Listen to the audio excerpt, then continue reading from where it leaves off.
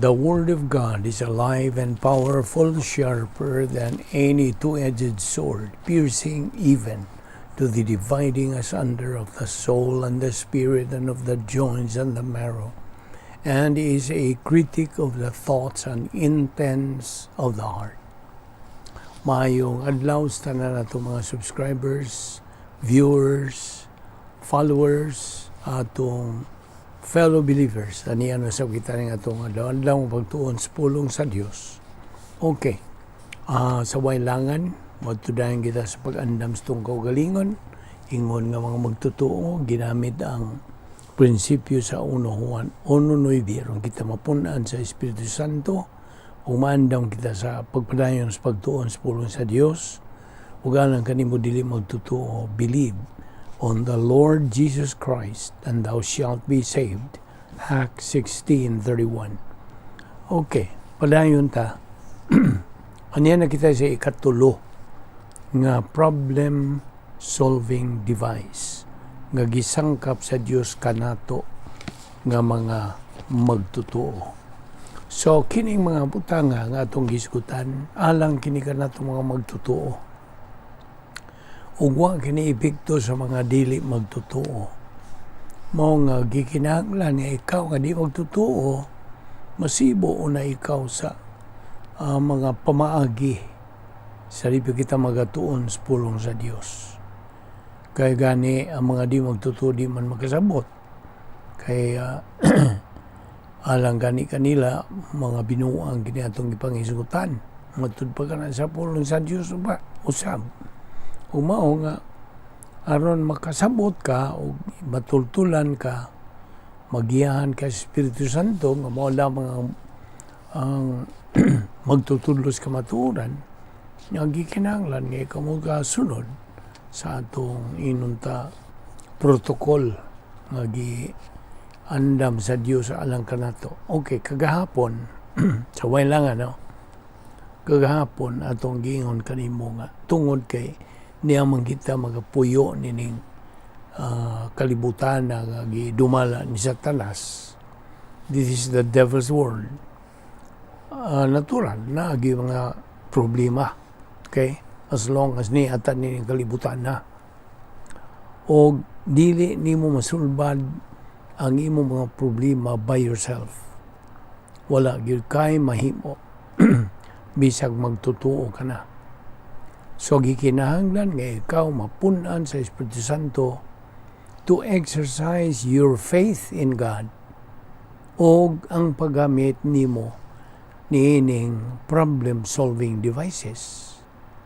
So, kung imong tugutan ang Espiritu Santo sa pagdumala sa imong kinabuhi, you can operate under these devices. Apil na niining atong pag-isgutan karon nga faith rest drill. So, 1 Corinto 2:5 nagkanayon, put your faith in the power of God and not in the wisdom of men. Now, faith rest drill. Unsa man gyud ang faith rest drill? Alang kana ako ning gihubad og pagtuo nga nagadala og pahulay. Faith rest drill. Kining faith rest drill mao ang imong pagbarog diha sa pulong sa Dios o sa iyang mga saad. For it to be effective, kinahanglan nga ikaw mapunan sa Espiritu Santo. Ato gyuning isil-sil diha sa imong limpatakan. To be effective niining paggamit sa faith rest drill, you must be in fellowship with God. O nahibaw na tag-unsaon na ito pagpapuno sa Espiritu Santo. Ang paggamit niya itong una nga problem-solving device nga rebound. So, we must be in fellowship with God, filled with the Holy Spirit, napunan sa Espiritu Santo. Kay, di man magsilbi ko na kay gitinir nga mga sala di sa mong kalag. Unconfessed, wani mo isugid nga mga sala di sa mong kinabuhi, it negates faith rest. Now, Okay mo, tandog tabahin o faith, kining pagtuo ba? Diyan sa Hebrehanon 11:1, ang pulong sa Diyos na kanayon, faith is the substance of things hoped for, the evidence of things not seen. Now, ato sugdon, kining pulong nga faith. Ang pagtuo is belief in things not seen. Nagtuo tas mga butang nga dili makita. Now, aron kita maluwas, now kini is addressed to unbelievers. Aron ikaw maluwas, to be saved, you must have faith. Believe in Jesus Christ. You see? Kinahanglan naa kay pagbaton sa imong pagtuo ngadto kang Ginoong Kristo. Because it takes faith to live the supernatural Christian way of life sa imo ng pagsibog sa unahan. Apan magisgot man ta sa kaluwasan, before ka maluwas, gamit kag pagtuo ngadto kang Ginoong Kristo. So ang Roma 10:17 na kanayon, murag popular maninga maong bersikulo. So faith comes from hearing, and hearing by the Word of God. Na, pinagi siya mo pagpamati, pagpaminaw. Okay? Kay ang pagtuo is spiritual stamina, kaligon, spiritual muscle, spirituanong kanang braso, nga maugmad kini pinagi sa atong pagtuon, pagkaton, pagtuo, paggamit sa pulong sa Dios sa atong kinabuhi. Faith is determining something to be true nga tinuod pinagi sa atong confidence diha sa tinubdan ni anang atong nahibawan. Natiman nga ang Dios kamatuoran. Ang iyang pulong kamatuoran. Busa, ibutang ang imong pagtuo diha sa tinubdan, in the source. As mandated diha sa Proverbio Kapitulo 3, versikulo 5, trust in the Lord with all your heart. Now, ang military metaphors, usahay gamiton kini sa Biblia to describe the Christian life. Now, nini atong panahon sa bag-ong tugon o New Testament, each Roman soldier, okay, each Roman soldier had a shield na siya taming na iyang kanang isulob into combat. Kini magapanalipod kaniya gikan sa kanang mga arrow, kanang enemy arrows and spears. Now si Apostol Pablo nagtudlo kanato nga mahimo sa kita nga maka angko ni ining maong taming panalipod ba as part of the armor of God, except ang ato is not made of wood or steel. It is made from the Word of God. Nga niya na napundo na sa atong kardiya, sa atong kalag. Romans 11:33 na karayon, oh, the depth of the riches, both of the wisdom and knowledge of God. Now, kining Ephesians 6:16, nagkanayon og taking up the shield of faith. Mao kini ang Yahweh to deploy sa atong flat line. Kanang flat line to keep adversity from becoming stress. See? Mao ang atong paggamit sa nining problem-solving devices aron sa panalipod kanato against our three enemies, the world, the devil, and the flesh. Ang atong taming, atong shield, may not be strong if you have not prioritized growing spiritually. Timan nina, kung wa ka kanang hatag o pasiuna sa pagtubo sa imong kalag, yan, then kanang imong shield, dili gyud lig-on. You see? Apan, ayaw lang ka-discourage. Ayaw lang. Hinumdumi nga ang pagtuo maong espirituhano natong braso. Faith is our spiritual muscle. So we can make it stronger pinagi sa atong pag-ehersisyo. You see? Unsaon man niya atong pag-ehersisyo? Kaya atong ginabuhat daw. Pagtuon, pagkaton, pagtuo, o paggamit sa pulong sa Dios sa atong kinabuhi. Mo na pag-ehersisyo nga espirituhanon. Now, God's Word is an antidote to anxiety. Mo kini ang kanang tambal. Okay? Ang atong paggamit sa pulong sa Dios, maghatag kini nato dugang braso sa atong pagtuo and gives us the ability to handle difficulties. Nga why kanang pagkatalanta, no anxiety.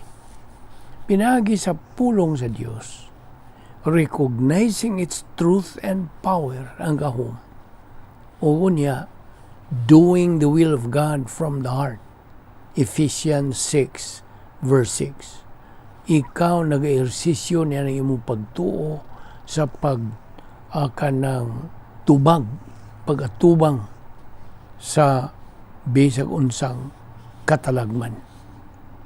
Taking up the shield of faith includes unsa? Ang imong pagsagol sa mga saad sa Dios. Pinagi sa pagtuo.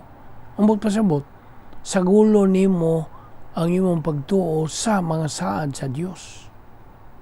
Okay? Sama gud din ang maghimo ka o magmasa ka o kanang simento. Nanginahanglan naman ang tubig o simento o isi. Aron ka na mo lig-on. So, ang atong pagtuo, ato pong sagulan o pagtuo sa kanang mga saad sa Diyos, ato sagulan sa itong pagtuo.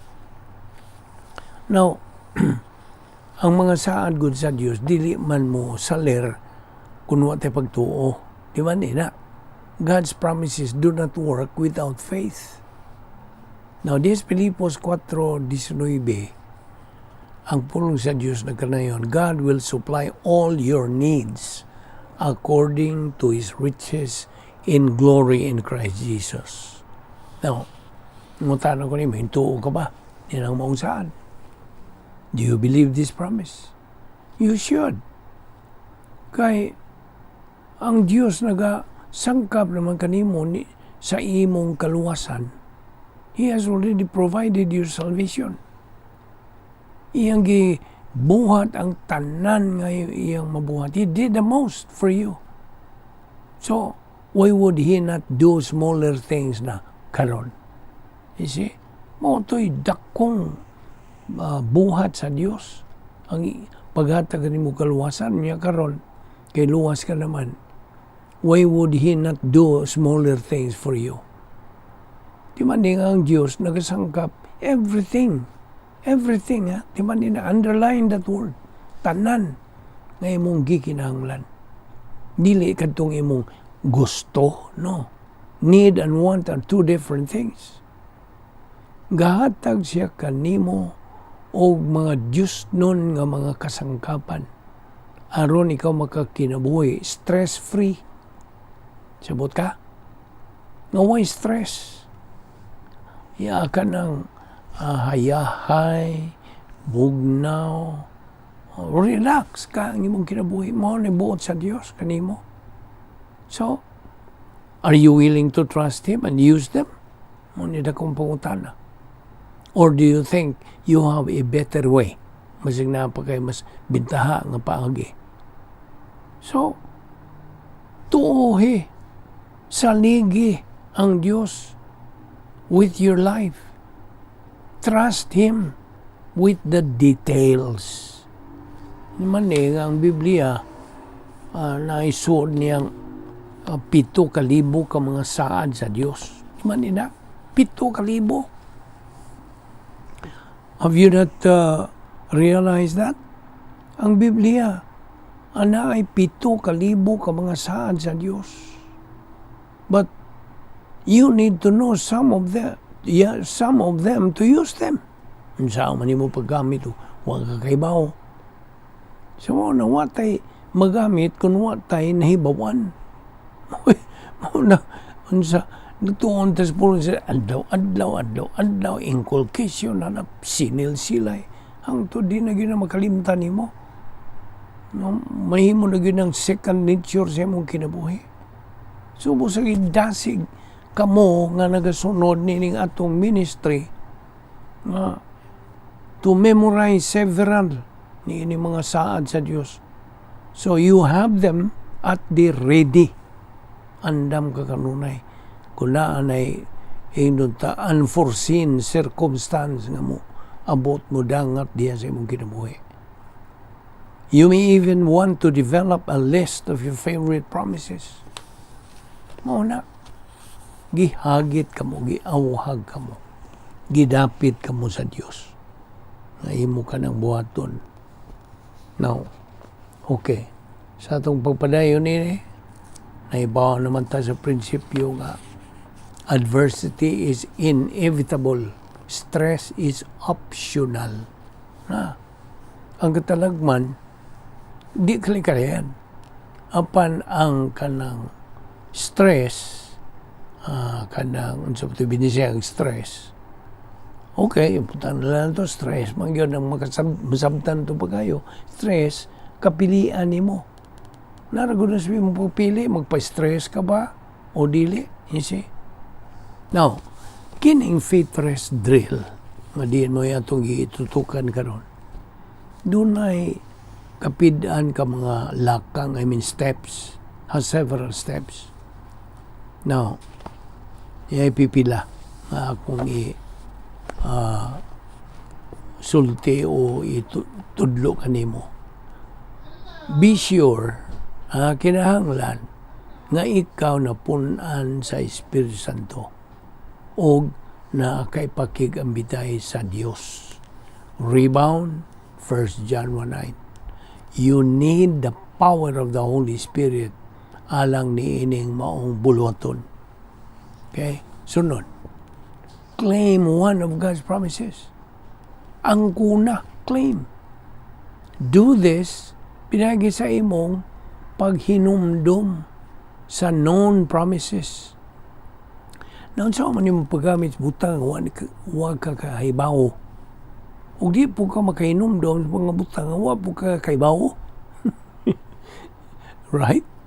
So, do this by recalling a known promise or kung ang sitwasyon o kondisyon, time, allow, selecting one from your list. So, kini mo ay stabilizes you o makapugong sa imong pagataranta. Kani ba pagpanik?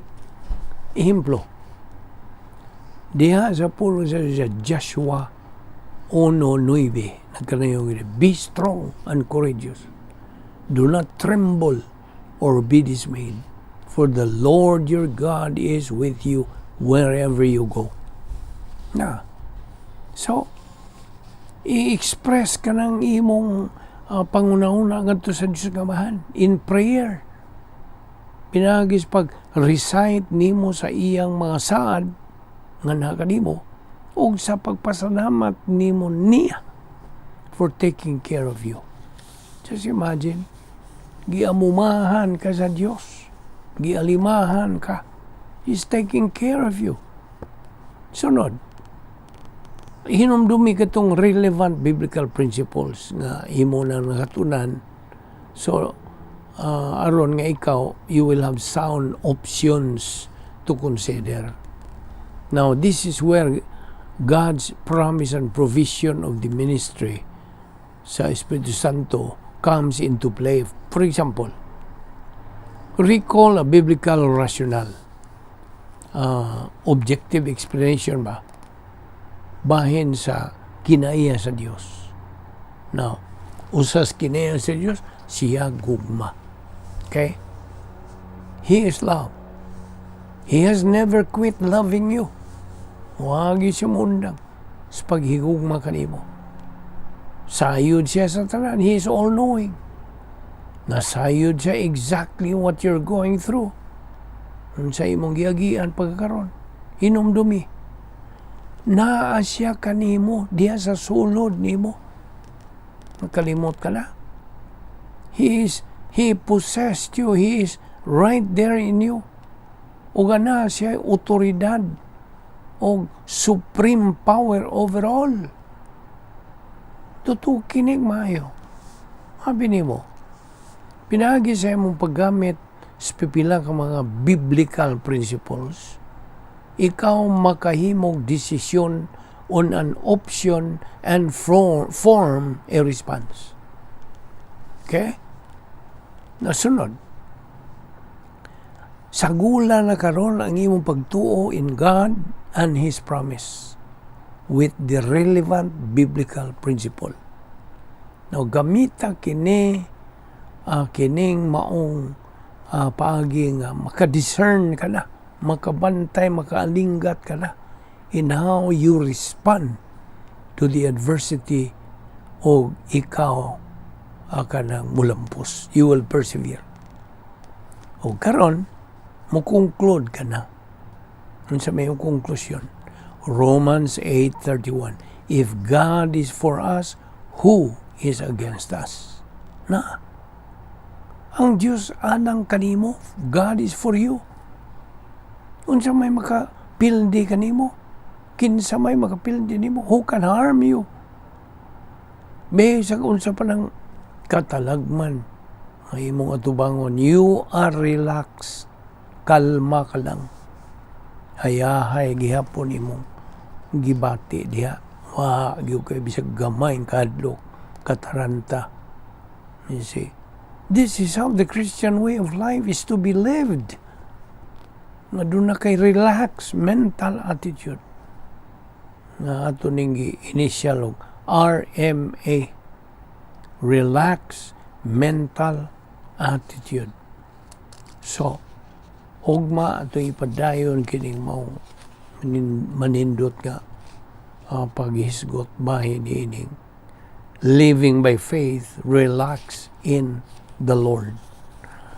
Amahan namong Diyos, salamat nining grasya nga among tun-an pinagis pagahom sa Espiritu Santo. Salamat ining grasya o Diyos nga mga magapalig-on sa among pagtuo diha kanimo sa imong mga saan. Lig-on na kami kanunay diha sa imong mga pulong o adada kami pagbalik din niya aron kami magapadayon sa among pagtubo diha sa imong grasya. Salamat ni imong Bible study pinagi sa YouTube sa Vic Malvido Evangelistic Ministry kining tanan. Among gipasalamatan sa ngalan ni Ginoong Hesukristo. Amen.